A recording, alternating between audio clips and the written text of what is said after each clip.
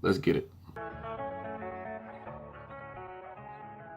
So, hello, Coach Serena's class. How you Eagles and Turtles doing? My name is Nehemiah Bester. I am a current graduate student at Morgan State University, studying journalism. I have a minor in political science. I'm not very interesting, or at least I wasn't. I was a very boring individual, if I do say so myself. So, a little bit about myself. I come from a huge family. I actually was born in Long Island, New York, and then my family migrated from there to Richmond, Virginia, which is where I went to high school. So, like I said, big family. Living wasn't always the easiest. Single parent household, growing up, I had had 4 sisters, okay, 4. So, as you can imagine, that was very stressful for me, being the only boy. I'm the second youngest. I got bullied. Yeah, they really did a number on me. They really, sort of like, WWE, SmackDown was, RKO, all of that was real. It's a real thing. But I love my sister to death. We have a good time, and we just grown from the struggles and conflicts that we've engaged throughout the years. And so growing up, I had these really big glasses. I was a huge bookworm for whatever reason. I just love to read. Reading put me in different worlds, and I was able to exit the current atmosphere I was in and enter into this world of, or whichever world these books wanted to travel me into. I was a student athlete. I wrestled in middle school. I had them baby muscles going on, you know what I'm saying? That testosterone kicked in and everything. And around that time, my sister stopped messing with me so much because, I was, I got big on them, you know what I'm saying? It was like, nah, we're not trying to, so yeah, I also ran track. All year I did cross country. During the summertime, I ran indoor track, during the winter months of the season, and I ran outdoor. So the races I ran were 400 4x4, 200 4x1, sometimes, you name it, mid-distance runner.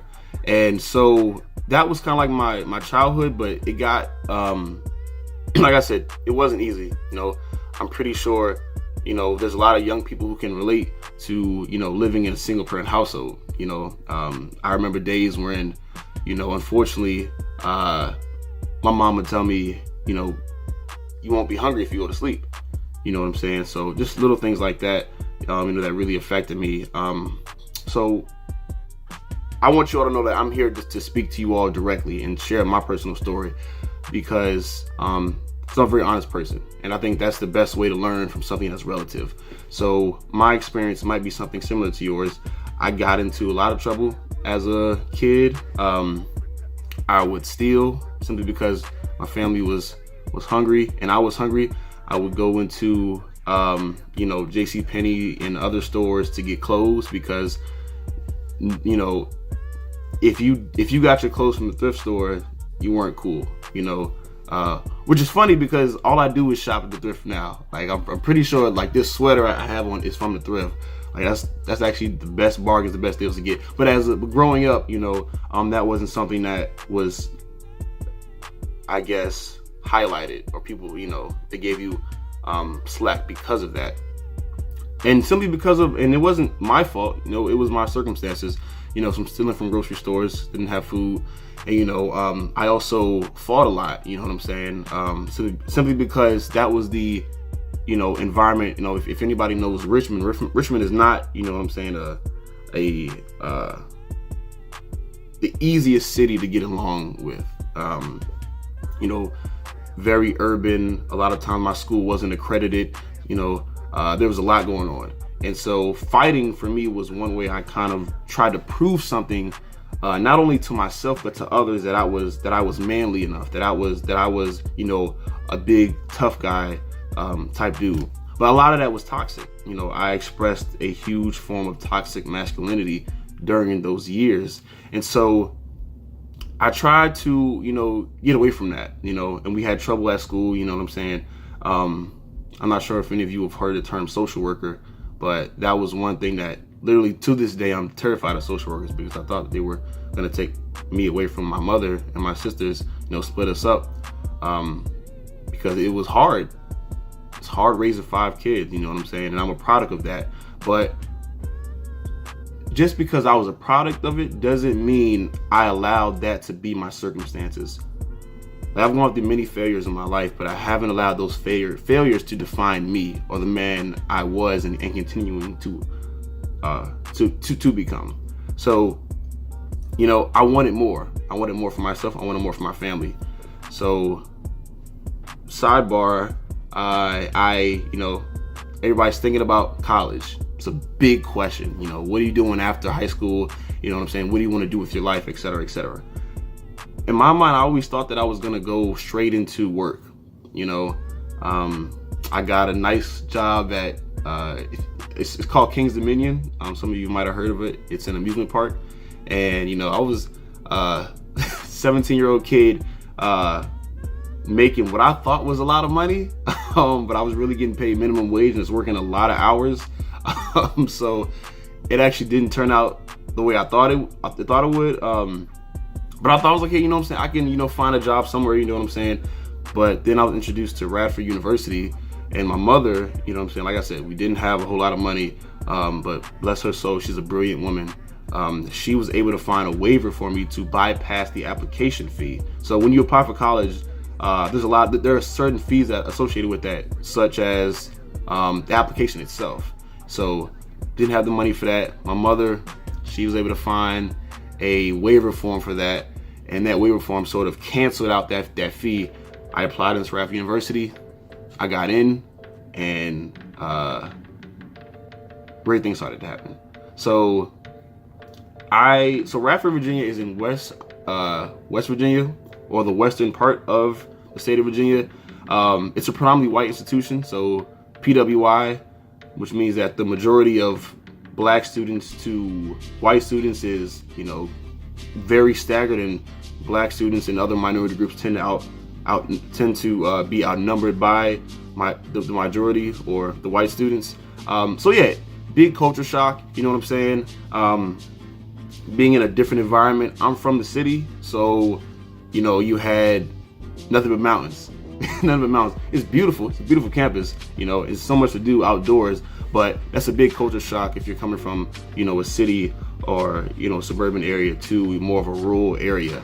And so part of what I really enjoy doing my spare time, reading, love to read. I'm actually going to share with you all some of my favorite books right now. Hold on. So this is one of my favorite books, Ta-Nehisi Coates, called Between the World and Me. I actually had lunch with him I think 3 years ago, out in New York, so that was really dope. He's a brilliant man, absolutely brilliant. Also, Nikki Giovanni's love poems. Like I said, I'm real big on poetry. Fun fact about me, I was a rapper, so on the ones and twos, spitting bars and everything, like that was me. I swear I was better than your American 21 Savage. Okay, yes, I was the American version of 21 Savage, because he's British, you know what I'm saying? Won't nobody see me in rapping. Okay, none of y'all see me in rapping, so that's fine. Yeah, your favorite rapper today? I'm better than him. So that was one thing, and you know what I'm saying? And this book I just finished, you all might recognize this lovely woman, our forever First Lady, the beautiful Michelle Obama. I just finished reading her memoir titled Becoming. Just an excellent book. And the one book that I'm working on right now, you all might have seen this movie, but it's If Beale Street Could Talk, by one of my favorite all-time top 3 writers of all time, James Baldwin, he is a literary genius. He's a cultural genius. He is just phenomenal in everything that he really does. But yeah, he's one of my role models. And so reading and rapping and writing was sort of like my outlet and everything. I was a very introverted person when I went into college, but I kind of got out of my shell once I started getting involved in certain organizations and clubs. I wanted to branch out. Part of growing up is really knowing what you want to do, and finding people, finding mentors to sort of invest in you. And then also, because we got to keep in mind, like Tiana Taylor says, we have to keep that same energy. Keep that same energy, okay? Because, you know, when people invest in you, you need to, it's important to show that same appreciation. It's important to show them that, thank you, you know what I'm saying? And I want to be here. I want to be here. I want you to invest in me. I want to learn and grow and be nourished by your intellectual genius, or, you know, whatever you're looking for. So that's incredibly important. And so I started to become more of an extrovert, which means I'm becoming more social and, you know, gravitating more towards people. So what happened was, you know, it's funny because I actually met Coach Serena in college at Radford University. Actually about that, it's actually a very funny story. I'm not gonna tell it, but just I'll let you tell it. But so Serena was such a lovely person, and you all are like so blessed to have her. But we're actually she's actually my sorority sister in Alpha Kappa Alpha Sorority Incorporated. Me being a brother of Alpha Phi Alpha Fraternity Incorporated. You all might be able to see some of my paddles that people made for me on the wall over there. So yeah, I got involved into Alpha Phi Alpha, which is a predominantly black letter, Greek letter organization. It's the oldest and the coldest of the Divine Nine, which sort of houses all of the National Panhellenic Council member Greek fraternities and sororities. And so that was another thing. I got involved into an organization called Diversity Awareness Programming Board, which was sort of the largest multicultural organization on campus. So we had people from, you know, Latinx, we had gays, we had Jewish, you know, blacks and other ethnic minorities, you know what I'm saying, all in one club, all putting on programs targeting and talking about topics such as, you know, police brutality, which is a huge issue in our country, voter suppression, which is going on, talking about gender equality, talking about, you know, just all these different topics and discussions that, you know, affect our world. But yeah, I mean, so, and all that sounds good, but understand that, like I said, I come from a very hard background. When I first got into college, nah, fam, that was not the case. That was not the case at all. Like, I wanted to be cool so bad that, like, we all have those friends who were bad influences, right? Come on, now let's be honest. The thing is that we don't want to admit that to ourselves because they're quote unquote our friends, you know, but birds with feather flock together. Okay. And what happened was I began hanging around with this certain crowd in college that, you know, wasn't really going to class, wasn't really doing what they were supposed to be doing. You know what I'm saying? Wanted to be getting into all types of trouble, et cetera, et cetera. And, you know, at a certain point you have to ask yourself, is this me? You know, one of my favorite quotes is, if you don't know who you are, someone will tell you who you are. So if you don't know, or if you're not secure with yourself, you could be taking in these other influences that are gearing you towards a particular person that you don't necessarily want to be, or you should not rather be. And so it took me a while to actually understand that, for that to click, you know what I'm saying, like that Thanos snap, you know what I'm saying, for the click. But it finally did, and, you know, I separated myself from those individuals simply because I knew that's not who I wanted to be. I knew I didn't want that to be my image, okay? I had been through all this before in middle school, in high school, and college for me was something else. I wanted to begin anew, you know. I wanted to become a new person, a rebirth almost. And so, yeah, like I separated myself from that crowd. And what's funny is that those individuals actually, our next semester, they actually were kicked out of the university. And that could have been me. Like, that could have been me. And I think I made those right decisions in that point in my life, simply because I didn't think it was cool to miss class.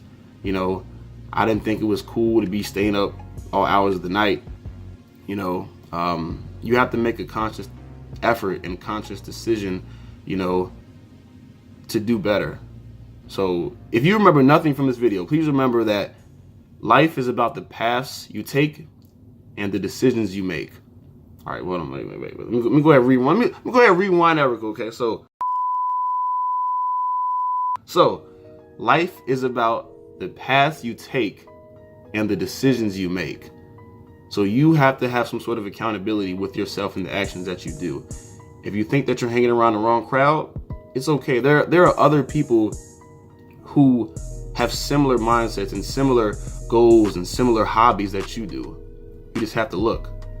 Really, like some of my best friends now, we actually just got back from Miami. You know, it was great. Those are some of my best friends. I met them in college. I met them after I separated myself from this bad influence, you know, or these bad influences. So your circle is out there. You just have to be willing to find it. Okay? So I started to change. I started to elevate myself. You know, being the president, you know, being an alpha on campus, you know, people knowing my name and everything, you know what I'm saying? Talking about self-love, talking about police brutality, you know, incorporating fun things into those activities such as, you know, game nights and, you know, karaoke nights and open mics and, you know, cause I'm a poet, you know, but I'm not a rapper. And, you know, I got to meet a bunch of great people on the way. I've met Shy Glizzy, like, you know, me and him have talked or whatever. I've actually brought him to Radford. I've met Wale, you know what I'm saying? That was cool. Q Taylor, we have pictures together. You know, Little Dirk. Yeah, like it was nothing. But it was because I stepped outside of that comfort zone and I was willing to figure out who I wanted to be. You know what I'm saying? And all of you have it in you. You know, I didn't think I had it in me, but I did. And also meeting other great academics, you know, like Nikki Giovanni, Jelani Cobb. I actually was able to introduce the daughter of Malcolm X, or one of his daughters, Ilyasha Shabazz, which was great. I met Roland Martin. So all of these different things, you know, all these doors started opening once I began to apply myself. You know, that's a very important lesson in life.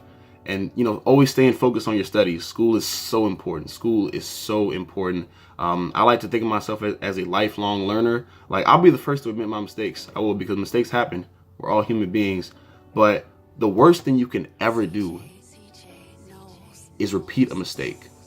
The worst thing you can ever do is not learn from a mistake. If you are able to go down, you know, that same path of failure twice, you know, fool me once, shame on you. Fool me twice, shame on me. You know, so being able to acknowledge yourself and say, hey, I messed up. That was my fault. And I want to make sure that that does not happen again. That's accountability. And that is respectable. So in a nutshell, like, I want to say, you know, overall, like, me as a person, I'm still finding myself. I'm 23 years old. My birthday was March 10th. So fairly recent. But, you know, I'm really applying myself. I'm finding myself. I was able to get into graduate school. I'm in Baltimore, Maryland right now. I have one more year to go. So I'll have my master's by the time I'm 24, which is awesome thing to say. And I'm really, you know, I write for columns. I've been featured in a bunch of different magazines. I've done a couple talks here and there. You know, I participated in two political campaigns, you know, because political science is my minor. But yeah, I mean, everything that I wasn't doing right, I remember, you know, back in my younger years, you know, middle school, high school, you know, me growing into a young man, a lot of that I realized it is helping shape me to the man that I want to become, you know, and it's all about time. It's all about progress. It takes effort and it takes energy. And sometimes it's hard. It's really hard. Like, there's been plenty of times where I've just cried. It's because I've been under so much pressure, so much scrutiny, and I'm not sure how I can do it. You know what I'm saying? Where's my support system? But there's always people there. And those people have been my friends, my family, my mother, my uncle. There are people who care about you. And don't forget that. There are people who love you. Don't forget that. You know, don't lose sight of that. And also, find your niche. Find what makes you happy. For me, it was reading and writing. Let me show y'all my journal real quick. Like, I write in here. Well, I can't show you everything, but, you know, I write in here like almost every day, you know, or I'm just writing on my phone, you know, just little notes here and there about what's going on with my day, you know, because that's what I ultimately want to do in my life, you know. But today I actually have a job at the corporate office of my fraternity. I'm working at headquarters, so you know, being a teaching assistant at Morgan State University, you know, and I think that I feel very blessed to be where I am right now, because I know, like, I remember when I was sitting in class and all I wanted to do was fight, or all I figured out was, oh, I can't wait till, you know, I go down to the local Big Lot so I can steal myself something to eat. You know what I'm saying? I remember that. It doesn't seem that far away, but the change happened when I wanted to make a change and when I wanted to be better than, you know what I'm saying, people assume me to be. Like, we all know there's a bunch of stereotypes that come with being a person of color. We know this, you know what I'm saying? You're a thug, you're ghetto, you're not intelligent, you know, you can't read, you can't write, you know what I'm saying? You're promiscuous, you know, so many adjectives that people use to describe us, but it's not true. Like, we're beautiful, we're smart, we are great, we are greatness. Ultimately, I just want to say, you know, thank you guys so much for listening to this. I hope y'all weren't too bored. If you were, it's too bad. But you know, I really had a great time making this video. So thank you all so much. You know what I'm saying? Please remember that grades are important. Please say thank you to Coach Serena for me. What's going on, Serena? It's been great talking to you all.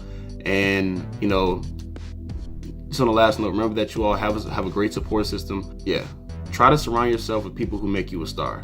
Okay, surround yourself with individuals that are willing to push you. Okay, there's a lot of challenges out there that we face as men and women of color and other ethnic minorities, because not just us, but you know, I want all of you to succeed. I know you guys can do it. You guys will do it regardless of the circumstances, because you all are great. You all are beautiful. You all are smart, intelligent, empathetic, and you guys are gonna shoot for the stars.